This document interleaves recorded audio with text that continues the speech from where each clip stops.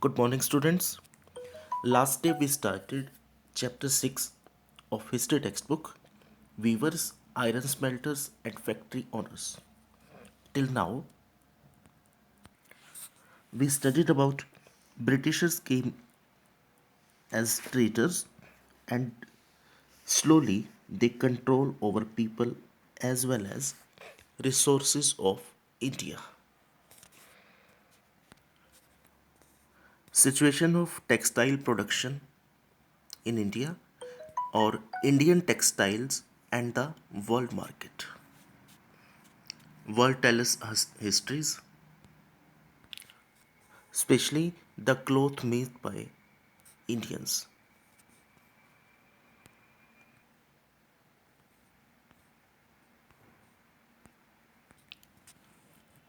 Today our next topic is Indian textile in European markets. By the early 18th century, worried by the popularity of Indian textile, wool and silk markets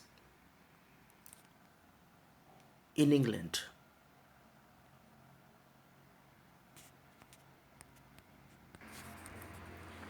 तो Indian clothes की demand काफ़ी increase हो रही थी. That's why they protest against the import of Indian cotton textiles.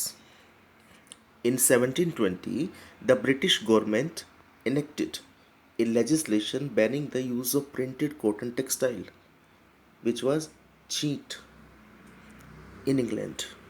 तो 1720 में एक act बना दिया इन्होंने which was known as calico act ban on clothes. Popularity of Indian textile जो इंक्रीज हो रहा था, टेक्सटाइल इंडस्ट्रीज जो डेवलपिंग हो रही थी इंग्लैंड के अंदर, तो उसको इम्प्रूव करने के लिए इन्होंने कैलिको एक्ट बना दिया. At this time textile industry had just begun to develop in England. Producer wanted to secure market within the country by preventing the entry of Indian textiles. And the same days उन्हीं दिनों में क्या हुआ था, spinning jenny जो वहाँ पर हुई थी, स्पिनिंग जेनी जो है मशीन तैयार की गई थी. Competition with Indian textile also led a search for technological innovation in England. In 1764, the spinning jenny was invented by John Kay. The invention of the steam engine by Richard Arkwright in 1786 revolutionized cotton textile weaving. Indian textile continued to dominate world trade till the end of the 18th century. But demand काफ़ी increase रह रही है. फिर भी European companies जो यहाँ पर आई थी उनमें कौन कौन थे, Dutch, French, English, made enormous profits out of this flourishing trade. तो इंडियन क्लोथ्स का ट्रेड करके काफ़ी कुछ इन्होंने प्रॉफिट्स गेन किए. These companies purchase cotton and silk textile in India by importing silver. When the English East India Company gained political power in Bengal, it no longer had to import precious metal to buy Indian goods. Instead, they collected revenues from peasants and zamindars in India and used this revenue to buy Indian textiles. तो पहले तो वो silver लेके आते थे, but बाद में उन्होंने क्या किया, रेवेन्यूज़ कलेक्ट किए यहाँ से और उन्हीं रेवेन्यूज़ से परचेज कर रहे हैं. This is the view of Dutch settlements in Kochi during the 17th century. Next heading is Who were the weavers? Weavers कौन थे ये लोग जो वीव कर रहे थे, उनको वीवर्स बताया गया था. They were specialized in weaving. Their skills were passed on from one generation to the next. तो अपने आने वाले बच्चों को, अपनी पीढ़ियों को सिखाते रहते थे ये, अपनी न्यू जनरेशन को. और इनको क्या नाम देते थे, तंती वीवर्स. अलग अलग नाम थे इनके, जुलाहस, मोमिन viewers of north India, Sale, Kaikolar and Devangs of South India. Are some of the communities famous for weaving. ये सारी इनकी जो है कास्ट थी, कम्युनिटीज थी इनकी। Production was spinning. अब जो टेक्सटाइल्स जो थी, वीवर्स जो थे, इनका प्रोसेस क्या होता था? सबसे पहला प्रोसेस क्या होता है? स्पिन करना उसको। A work done mostly by women. तो इसको करते कैसे थे वो लोग? चरखा से और तकली के साथ। The charkha and takli were household spinning instruments. The thread was spun on the charkha and rolled on the takli. When the spinning was over, the thread was woven into cloth by the weaver. फिर cloth prepare किया जाता है, और जब Weaver इसको prepare कर देता है तो क्या होता है? उसके बाद डायर के पास जाता है। For colour textile the thread was dyed by the dyer known as rangrez. और जो ये डाई करने का काम करते थे, इनको क्या कहते हैं? रंगरेज कहा जाता था।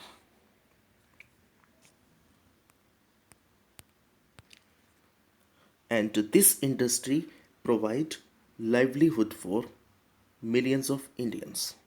लाखों लोगों की इनकम ऑफ सोर्सेज जो था ये। Next heading, the decline of Indian textiles. Development of cotton industries in Britain affected textile producer in India in several ways. First, Indian textile now had to compete with British textile in the European and American markets। यहाँ पे क्या था? Handmade. और वहाँ पे क्या चल रहा था? स्पिनिंग जेनी जो है इन्वेंशन हुआ था।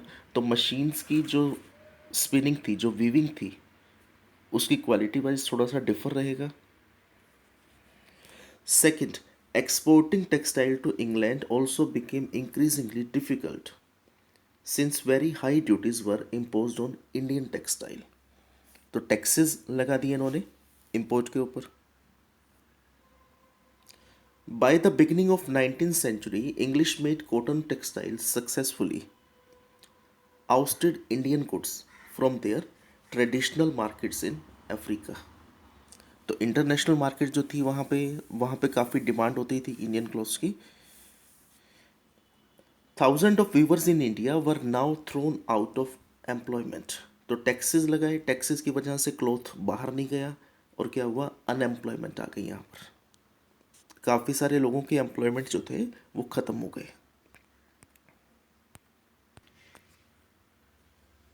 इन 1823 the company government in India received a petition from 12,000 weavers stating कि इनका जो है काम जो है बिल्कुल ठप हो चुका है, ख़त्म हो रहा है इनका काम।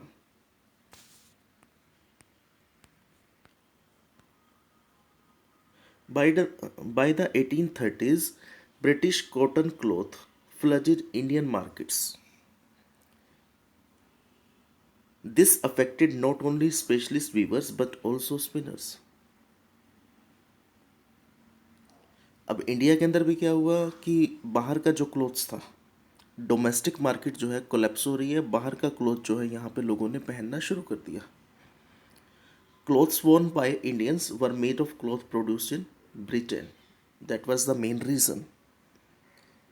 Domestic market collapse and unemployment spread। Thousands of rural women who made a living by spinning cotton were rendered jobless। Handloom weaving did not completely die in India। This was because some type of clothes could not be supplied by machines। तो पूरी तरह से बंद नहीं हुई Indian industry जो थी, क्योंकि काफ़ी सारे कपड़े जो हैं मशीन्स में प्रिपेयर नहीं हो रहे थे। लाइक साड़ी के बॉर्डर्स जैसे होते थे, machine produce saris with intricate borders और clothes with traditional woven patterns, but ये सारी चीज़ें वहाँ पे नहीं थी। They do not textile manufacture in Britain produce the very coarse cloth used by the poor people in India।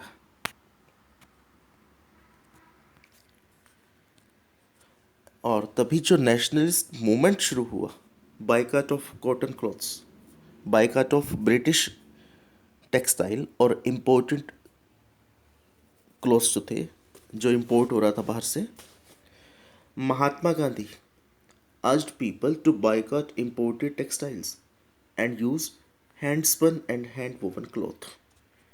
Khadi gradually became a symbol of nationalism. Many weavers became agricultural laborers.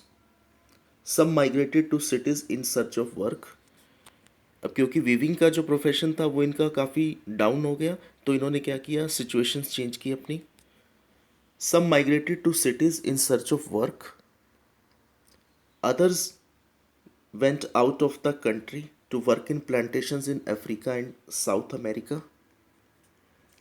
And some of these handloom weavers also found work in the new cotton mills that were established in Bombay, Ahmedabad, Sholapur, Nagpur, and Kanpur. Next heading is cotton mills come up. In 1854, in Bombay, first cotton mill was established. Bombay was a hub of cotton textile. The first cotton mill in India was set up in spinning mill in Bombay in 1854. Because Bombay is an important port for the export of raw cotton from India to England and China. तो port था यहाँ पे नज़दीक में, इस वजह से यहाँ पे ज़्यादा डेवलपमेंट्स हुई. It was close to the vast black soil tract of western India. Black soil की जो रिक्वायरमेंट्स रहती हैं कॉटन के लिए वो भी यहाँ पर थी, where cotton was grown. And raw material जो था वो भी इजीली अवेलेबल हो जाता था. When the cotton textile mills came up they could get supplies of raw material with ease. This is a picture of cotton factory workers during 1900, and most of the workers in the spinning departments were women, while workers in the weaving departments were mostly men. As the name of the chapter describes, weavers, iron smelters and factory owners. First heading को हमने अच्छे से किया अभी तक, who were weavers. Second heading iron smelters. What is the meaning of smelting, क्या होता है smelting? Smelting is the process of obtaining a metal from rock by heating it to a very high temperature, और of melting objects made from metal in order to use the metal to make something new. किसी नई shape में use करने के लिए उसको क्या करते थे, मेल्ट करते थे, स्मेल्ट करते होता है process.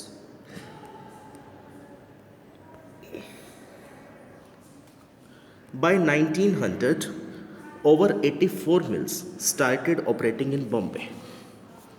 Many of these were established by Parsi and Gujarati businessmen who established mills.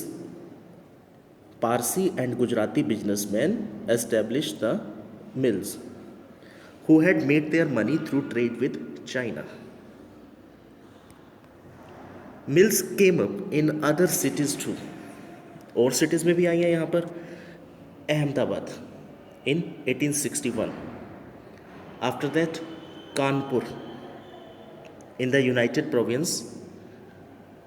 Thousands of poor peasants, artisans and agriculture laborers moved to the cities to work in the mills.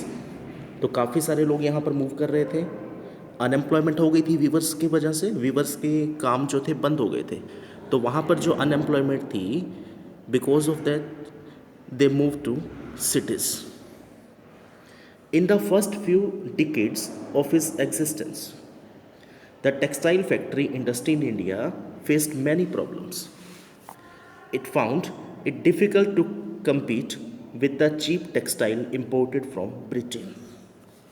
अब competition काफ़ी था market के अंदर. Britain से जो clothes आ रहे थे वो काफ़ी चीप है कंपैरेटिवली टू इंडियन क्लोथ्स.